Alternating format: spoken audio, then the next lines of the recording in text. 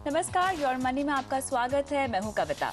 कमाई चाहे जितनी हो, बचत हर कोई करना चाहता है और अगर आपकी बचत अच्छे रिटर्न में तब्दील हो जाए तो उससे अच्छा और क्या हो सकता है।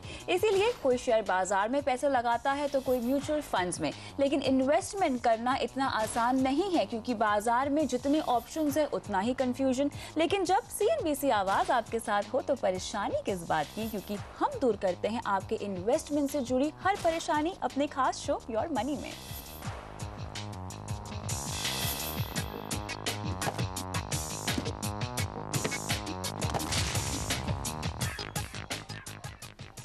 योर मनी में आज हमारा फोकस होगा म्यूचुअल फंड से जुड़े सवालों पर और इसमें हमारा साथ देंगे इन्वेस्टमेंट ऑनलाइन के MD अभिनव एंग्रीश। अभिनव, स्वागत है आपका। Thank you. चलते हैं जयपुर, जहां पर अमित हमारे साथ फोन लाइन पर मौजूद है। इनका पहला सवाल है। अमित, गुड इवनिंग, क्या सवाल है आपका? मैम नमस्कार, मैं एक मेडिकल स्टूडेंट हूँ और मुझे मंथली स्टाइपेंड मिलता है और इस स्टाइपेंड को मैंने अलग अलग म्यूचुअल फंड स्कीम्स में थ्रू SIP लगा रखा है पिछले 2 साल से।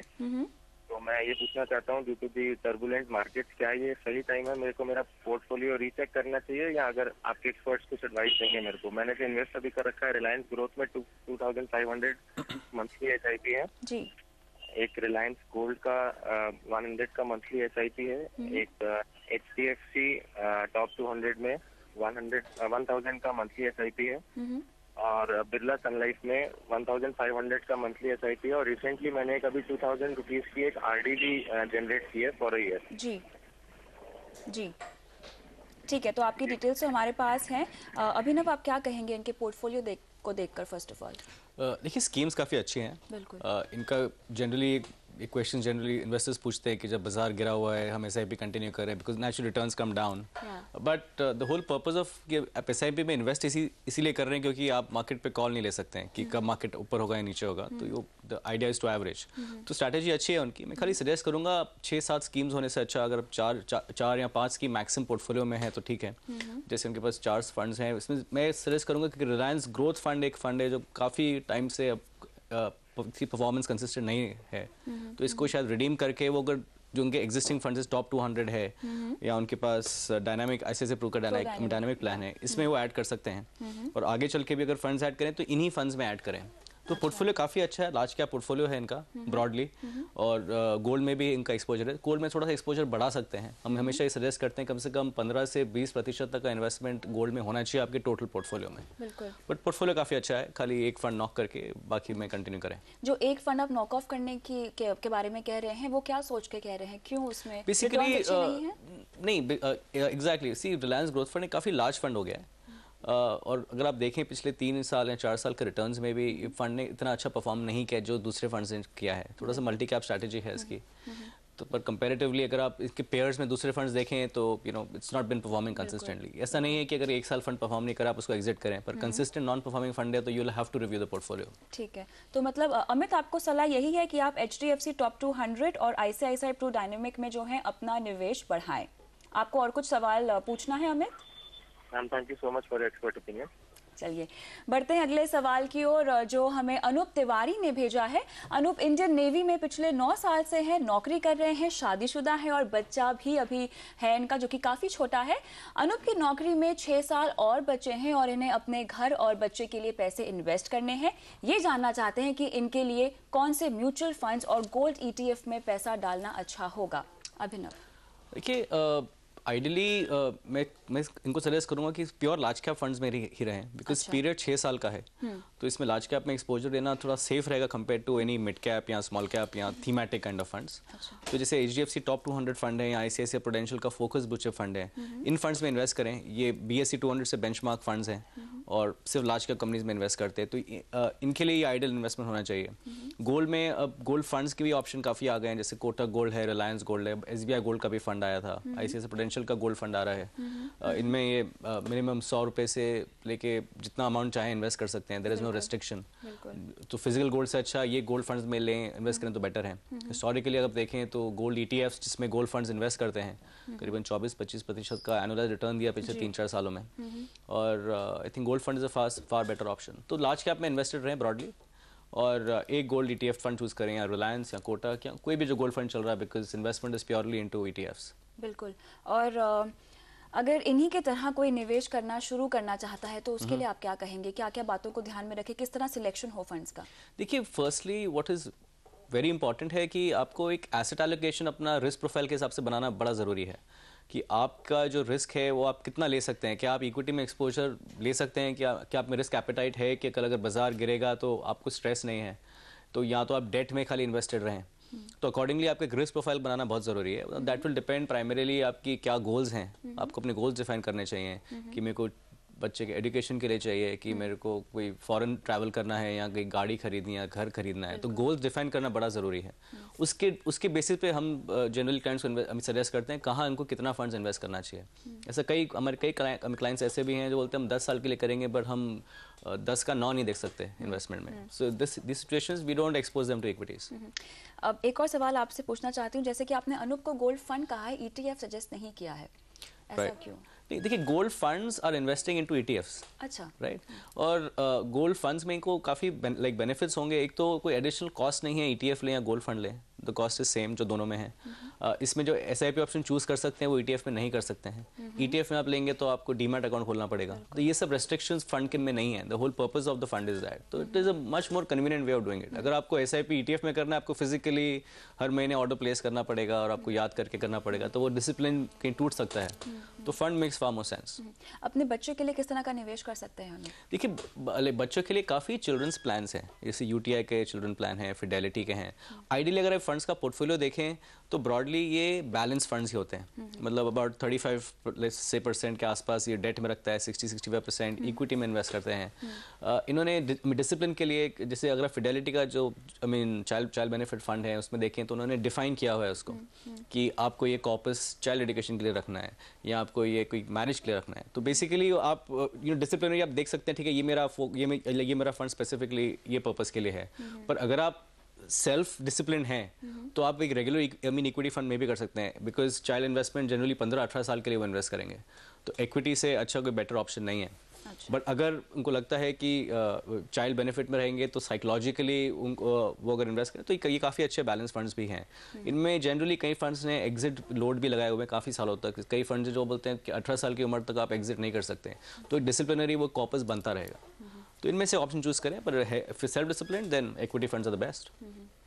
चलिए, इसी के साथ अभी लेंगे एक ब्रेक। लेकिन अगर आप भी हमसे mutual fund, credit card, loan या फिर इंश्योरेंस से जुड़े सवाल पूछना चाहते हैं तो हमें ईमेल कीजिए mf@moneycontrol.com पर, या SMS करने के लिए लिखिए YM, एक स्पेस छोड़कर लिखिए अपना सवाल और फिर अपना नाम और भेज दीजिए SMS हमें 51818 पर।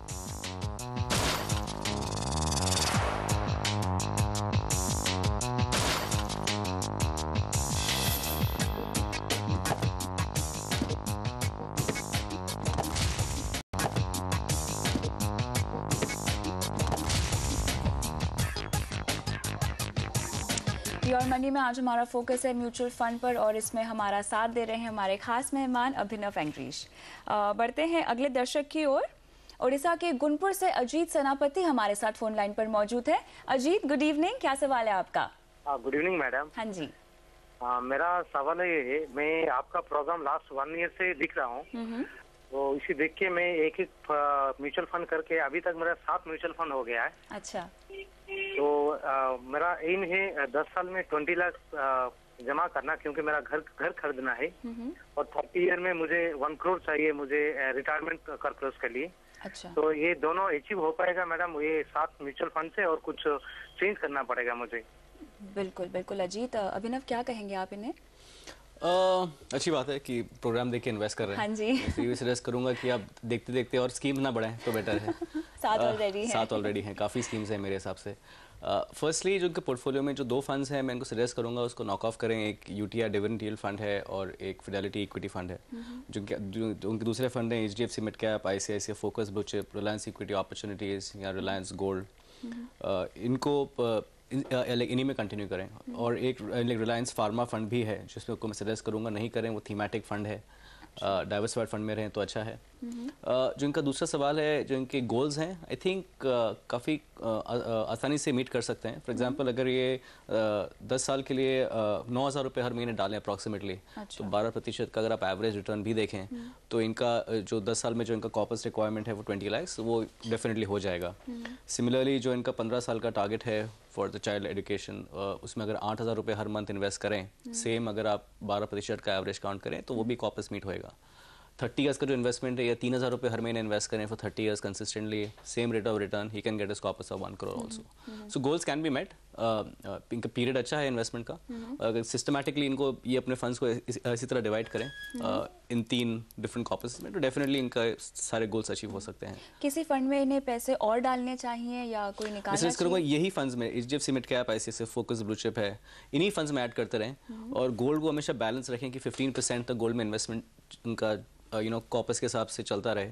और मैं ये भी सजेस्ट करूंगा कि आप इन्फ्लेशन लोग काउंट नहीं करते हैं कैलकुलेशन में। तो किसी का अगर ड्रीम है कि जो मेरा आज 20 लाख रुपए का घर है, अगर 10 साल बाद में घर खरीदना, नेचुरली उसकी कॉस्ट बढ़ जाएगी। तो इन्फ्लेशन कैलकुलेट करना इसमें बड़ा ज़रूरी है। तो इन्फ्लेशन कैलकुलेटेड रिटर्न भी कैलकुलेट करना चाहिए। तो जो आज आपका घर 20 साल अगर लेकर 20 लाख का है, 10 साल बाद उसकी कीमत अगर आप 6-7% के हिसाब से पकड़ें तो करीबन 40 लाख के आसपास होगी। तो वो कैलकुलेट करके उस हिसाब से आपको इन्वेस्ट करना चाहिए। जैसे जैसे इनकम्स बढ़ रही हैं, आपको अपनी इन्वेस्टमेंट्स भी बढ़ानी चाहिए कंसिस्टेंटली। अजीत, और कोई सवाल पूछना है आपको? Yes madam. सो आपका प्रोग्राम से हमेशा वही फिडिलिटी और ईटीआई को 5 स्टार रेटेड देता है, मगर अभी वो निकालने के लिए बोल रहे, तो इस ठीक है मैडम? नहीं, निकालने के लिए हमने, देखिए आइडियली आपको पोर्टफोलियो रिव्यू करना बड़ा ज़रूरी है। मैं ये नहीं कह रहा हूँ कि ये फंड्स अच्छे नहीं हैं, पर 7 फंड एक पोर्टफोलियो में ओवर डाइवर्सिफिकेशन है, which is not required in his case, right. आपके पास 3 लार्ज कैप फंड्स और हैं, आपके पास 2 मिड कैप फंड्स हैं, आपके पास एक थीमेटिक फंड है।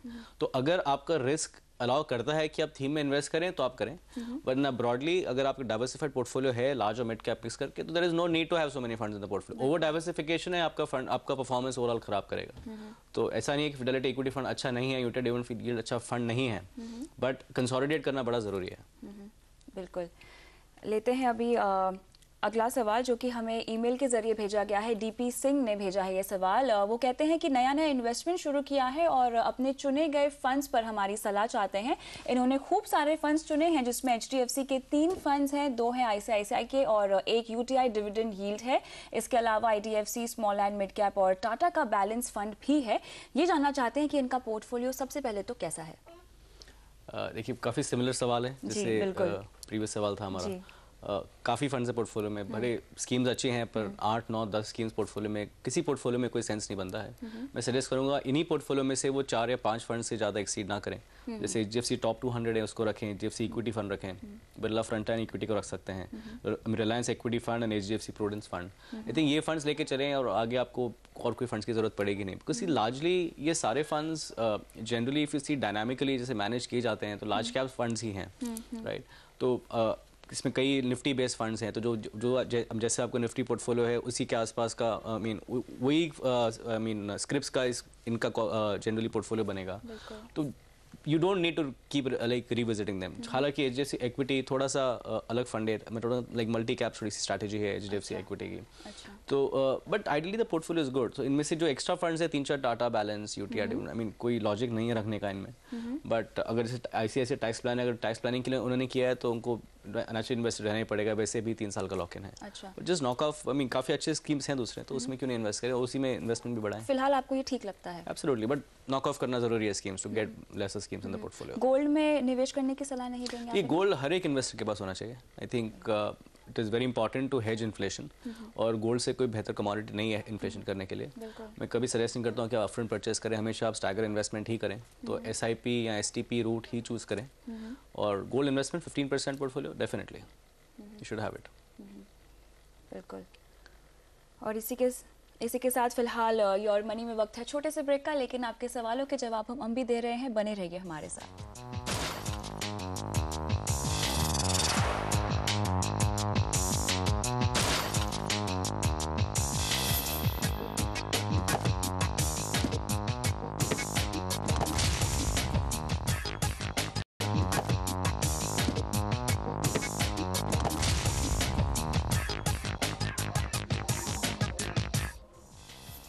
योर मनी में आज हमारा फोकस है म्यूचुअल फंड पर और इसमें हमारा साथ दे रहे हैं हमारे खास मेहमान अभिनव एंग्रीश। अम्बाला से संपूर्ण सिंह ने हमें ईमेल किया है। खुद 40 साल के हैं, 9 और 11 साल के 2 बच्चे हैं। म्यूचुअल फंड, इंश्योरेंस सब कुछ ले रखा है, लेकिन इनका म्यूचुअल फंड पोर्टफोलियो काफ़ी लंबा चौड़ा है। 11 फंड्स में SIP चल रही है और हमसे जानना चाहते हैं कि किन फंड से निकलना चाहिए। इसके अलावा इन्होंने HDFC, बिरला सन लाइफ, बजाज और LIC की कुल 5 पॉलिसीज भी ले रखी हैं। क्या इन्हें अपने पोर्टफोलियो में किसी सुधार की ज़रूरत है? अभिनव, क्या कहेंगे आप? सिमिलर थिंग कविता, पहले तो 11 फंड्स, बड़े सारे फंड्स हैं। मैं तो लिस्ट देख के भी तो खत्म भी नहीं कर रहा था। आई थिंक 5 फंड्स ही रखे हैं पोर्टफोलियो में। HDFC top 200, HDFC mid cap, ICICI focus blue chip, DSP black rock top 100 and Reliance gold. Idea वही है कि जितनी कम स्क्रिप्ट्स हैं आपके फंड्स हैं उतना बेटर इन्वेस्टमेंट रहेगा पोर्टफोलियो में। Coming to the insurance bit, देखिए प्रॉब्लम है कि लोग इंश्योरेंस एक इन्वेस्टमेंट की तरह यूज़ करते हैं, जो हम कभी रिकमेंड नहीं करते। जो उसका word definition insurance is to cover the risk, जो लोग मिस आउट कर देते हैं। यहाँ पे अगर आप देखें जो प्रीमियम्स ही इन्वेस्ट कर रहे हैं उसके अगेंस्ट जो कवर है वो बहुत कम है, राइट। जैसे जो बिरला सन लाइफ ड्रीम प्लान है, इसमें बड़ा अच्छा ऑप्शन था कि आप प्रीमियम भर के आप अपना कवर डिफाइन कर सकते थे, तो it becomes like a term plan as well. But I think वो उन्हें यूटिलाइज नहीं किया ना, इन्वेस्टमेंट की तरह यूज़ किया है। तो मैं ये सजेस्ट करूँगा कि आइडियली टर्म प्लान ही देखें। कॉस्ट काफ़ी कम आती है। इनकी उम्र अगर 40 साल की है तो इनकी टर्म प्लान कोई भी लें तो अबाउट 0.75 to 0.8% का कवर के ऊपर इनका कॉस्ट आएगा। तो फॉर एग्जांपल अगर 1 करोड़ का भी कवर ले रहे हैं तो हार्डली 75-80,000 में इनका प्रीमियम हो जाएगा। Ideally I think life cover को लोग इंपॉर्टेंस नहीं देते हैं, लोग इन्वेस्टमेंट को देते हैं। अगर आप कुछ एसेट्स लेते हैं उनको आप इंश्योरेंस कवर करेंगे, जैसे आप गाड़ी खरीदते हैं तब उसकी इंश्योरेंस करेंगे, या आप घर खरीदते हैं उसका इंश्योरेंस करेंगे, पर लाइफ को लोग इंपॉर्टेंस नहीं देते हैं, which is very weird. So ideally अगर ये प्रीमियम्स वो डाइवर्ट करके टर्म कवर में ले, एक अच्छा बड़ा प्लान, एक टर्म प्लान ले, तो that is what will help his family and his dear ones in case the applicant is not around. So ideally that is the way to do insurance. I think insurance investment नहीं होता है, वो ही उसको उसी तरह मान के चलना चाहिए। इन्वेस्टमेंट सेपरेट रखें और इंश्योरेंस को इंश्योरेंस की तरह ट्रीट करें। बिल्कुल। चलिए लेते हैं अगला सवाल। शेखर मोदी ने भी हमें ईमेल किया है और इनको बेसिकली LIC चाहिए। 75 लाख का इनको लाइफ इंश्योरेंस चाहिए, 10 से 12 हज़ार का प्रीमियम हो सालाना। साथ ही जानना चाहते हैं म्यूचुअल फंड में SIP के थ्रू किन ब्रांड्स में इन्वेस्ट किया जाए। देखिए मुझे उनकी एज नहीं पता है। बिल्कुल, इन्होंने कुछ इन्फॉर्मेशन नहीं दी अपने एज बारे नहीं में। है तो मैं अगर मैं अज्यूम करूं कि इनके अगर 35 साल की अगर इनकी एज भी है तो अगर 75 लाख का कवर चाहते हैं तो मेरे हिसाब से कोटक का टर्म प्लान यूज़ कर सकते हैं। वो 11-11.5 हज़ार के बीच में इनका प्रीमियम आएगा, assuming is a non smoker and medically fit. बिल्कुल। फिर डिपेंडिंग ऑन एज, ये 25 साल की टर्म की मैं बात कर रहा हूँ, तो depending on age this can vary. काफ़ी वेबसाइट्स हैं, आप जाके चेक कर सकते हैं कि किस में कितना प्रीमियम डालेंगे और किस एज के लिए, तो मैथमेटिक्स वहाँ पे कर सकते हैं। वंस अगेन मेरे को कुछ पता नहीं है क्या इन्वेस्टमेंट किए हैं नहीं किए हैं, इनके गोल्स क्या हैं, बट अगर मैं ब्रॉडली देखूँ तो 2 लार्ज कैप फंड से स्टार्ट कर सकते हैं। एक HDFC top 200 fund, ICICI prudential dynamic fund, safe funds हैं। मैं कुछ ज़्यादा रिकमेंड नहीं करूँगा because like I don't know 25,000 है इनके पास इनकम जो कि ये इन्वेस्ट कर सकते हैं।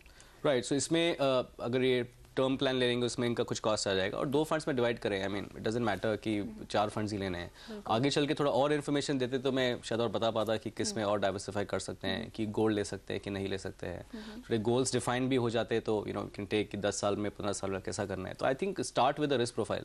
अगर इनका इक्विटी की तरफ प्रोफाइल है तो इक्विटी इन्वेस्टमेंट्स लें, नहीं है रिस्क प्रोफाइल कि आपको इक्विटी से डर लगता है तो आप डेट में इन्वेस्टेड रहें, you know, and so on and so forth. तो उस तरह इन्वेस्टमेंट करने में it'll make more sense.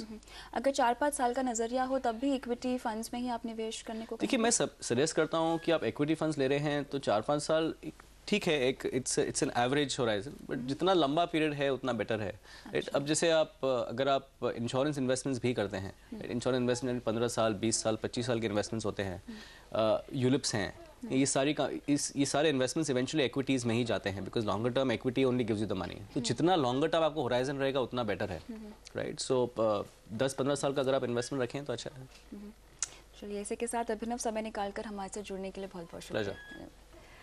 और योर मनी में आज के लिए बस इतना ही, लेकिन अगर आप भी हमसे mutual fund, credit card, loan या फिर इंश्योरेंस से जुड़े सवाल पूछना चाहते हैं तो हमें ईमेल कीजिए mf@moneycontrol.com पर। SMS करने के लिए लिखिए YM, एक स्पेस छोड़कर लिखिए अपना सवाल और फिर अपना नाम और भेज दीजिए SMS हमें 51818 पर।